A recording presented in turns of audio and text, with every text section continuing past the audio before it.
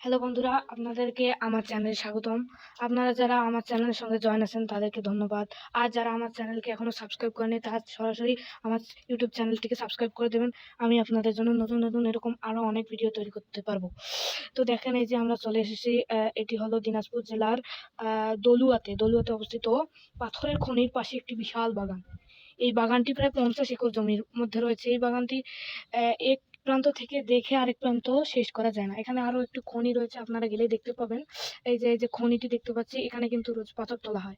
এটি কিন্তু এই অঞ্চলের সবচেয়ে বড় একটা বৃহৎ আর কি প্রকল্প আর কি, মাননীয় প্রধানমন্ত্রীর। সত্যি বলতে কি, আমরা এক্ষুনি আগে যে বাগানটা দেখলাম, সেই বাগানটির মতোই খনিটিও বিশাল আকৃতির। এখানে কম করে হলেও 80-100 একর জমির মধ্যে হবে।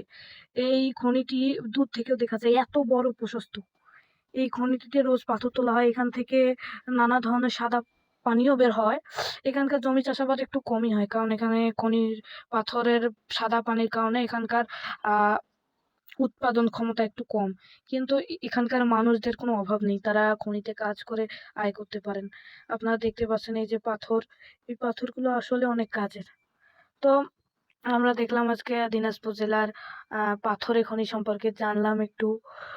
তো আরো এই পাথরের খনি সম্পর্কে আমি আরো বিস্তারিত ভিডিও দিব। আপনারা যদি আরো ভিডিও চান তাহলে বক্সে লিখতে পারেন যে কোন ভিডিও লাগবে আপনাদের। আমরা নানা সেবা দিয়ে থাকবো। ধন্যবাদ আপনাদেরকে আমাদের ভিডিওটি শেষ পর্যন্ত দেখার জন্য। আমাদের পাশে থাকুন, পাশে থেকে আমাদের চ্যানেলটিকে সাবস্ক্রাইব করেন। ধন্যবাদ।